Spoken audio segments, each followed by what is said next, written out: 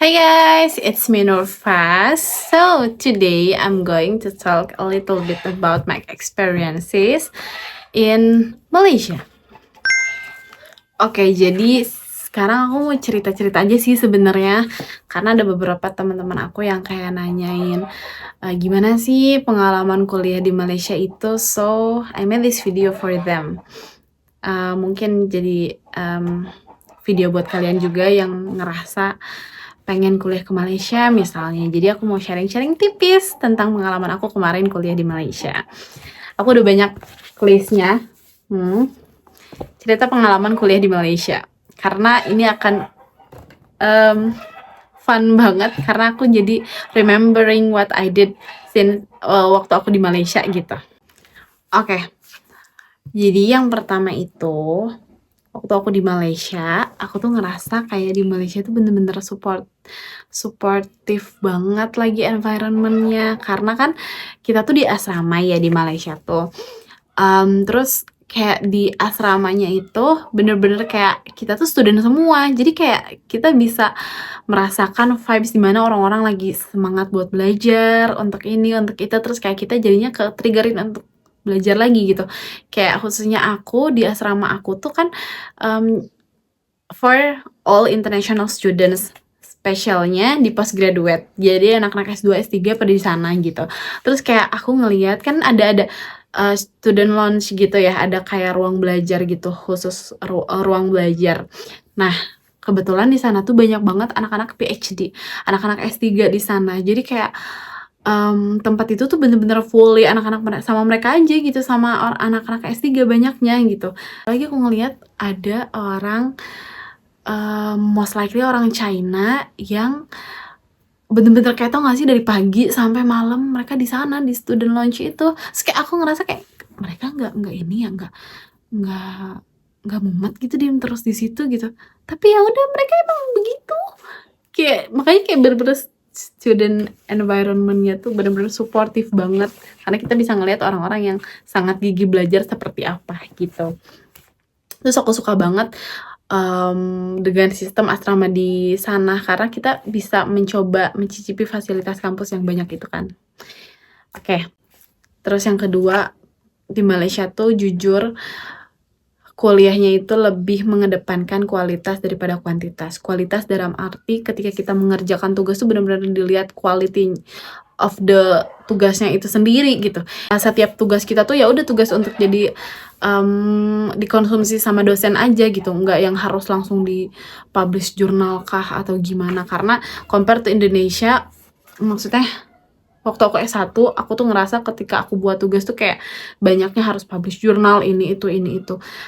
Tapi kan sebenarnya esensi daripada buat jurnal itu tuh kita harus mengerti juga kualitasnya seperti apa. Jangan sampai kayak kita di-push dalam seminggu disuruh buat berapa artikel yang harus publish jurnal, itu juga menurut aku nggak make sense sih. Makanya kayak aku ngelihat, maksudnya kayak back then aku ngelihat waktu aku di Malaysia tuh kayak nggak yang terlalu dibuat di-push untuk menghasilkan berapa quantity of the journal misalnya dan lain sebagainya, enggak, tapi mereka lebih fokus ke kualitas daripada tulisannya itu.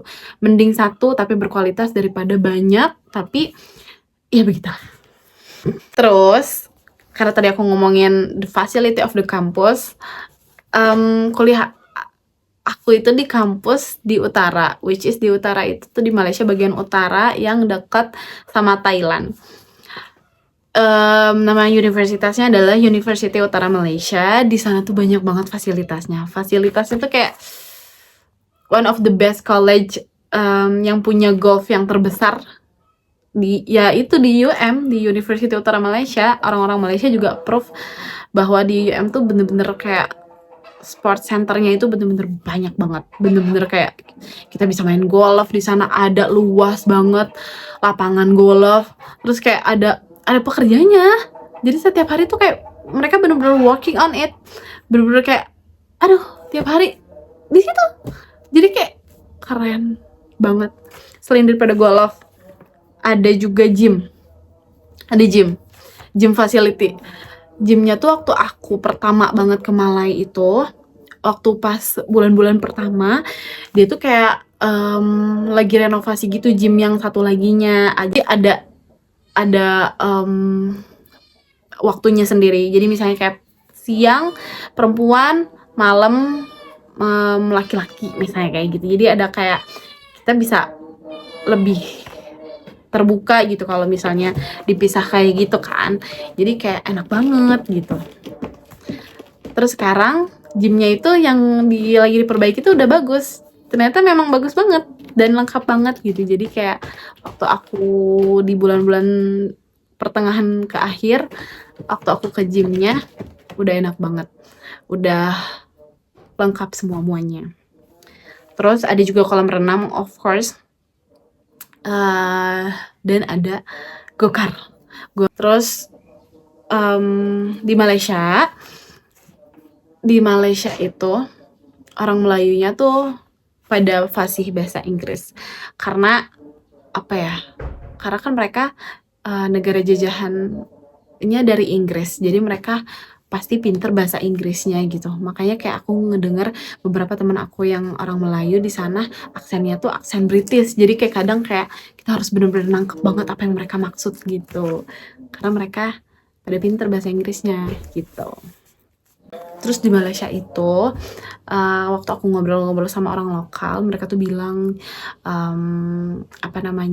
bahwa mereka tuh sebelum masuk kampus itu tuh ada preparationnya dulu, apa ya bahasanya, SPM if I'm not mistaken, atau STM atau apa gitu. Jadi kayak mereka tuh ada 1 tahun atau 2 tahun untuk persiapan masuk kuliah. Jadi setelah SMA tuh mereka ada itu untuk sebelum masuk ke jenjang kuliah tuh kayak ada preparationnya dulu. Jadi makanya waktu aku ngobrol sama teman-teman aku yang lokal di sana tuh kayak aku ngerasa mereka tuh bener-bener udah well prepare gitu loh pas udah di kuliah tuh. Jadi mereka udah punya timeline-nya. Misalnya kayak S1 kan 4 tahun. Jadi di tahun pertama mereka tuh mau ngapain, tahun kedua mau ngapain, tahun ketiga mau ngapain, keempat mau ngapain. Nah, waktu aku ngobrol sama teman aku yang lokal, dia tuh kayak bener-bener udah well prepare. Dia udah bilang gini, tahun pertama sama kedua aku mau fokus di organisasi. Karena fun fact di sana itu BEM-nya itu BEM atau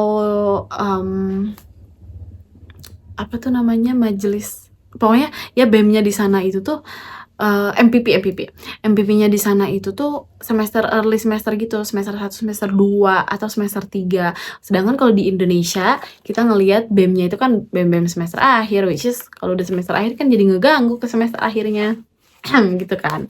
Nah, makanya kayak aku ngerasa keren banget nih mereka udah punya tujuan. Iya yang temen aku bilang itu kayak dia semester 1, semester 2 dia mau kayak fokus untuk di organisasi, semester 3 tahun ketiga, tahun keempat, tahun ketiga dia mau studi abroad, dia mau coba, katanya mau coba exchange, ternyata bener di exchange ke Indonesia. Terus semester 4 dia mau fokus ke tugas akhir. Makanya kayak aku ngelihat mereka kayak udah bener-bener sudah di-prepare-kan gitu. Jadi pas masuk kuliah tuh mereka udah bener-bener kayak tahu apa yang mereka mau. Makanya penting banget buat refleksi buat kita juga gitu. Meskipun kita tidak disediakan oleh pemerintah setelah lulus SMA ada stage selanjutnya, tapi at least kita yang harus aware bahwa kita yang mau ngapainnya tuh harus sudah punya tujuannya gitu.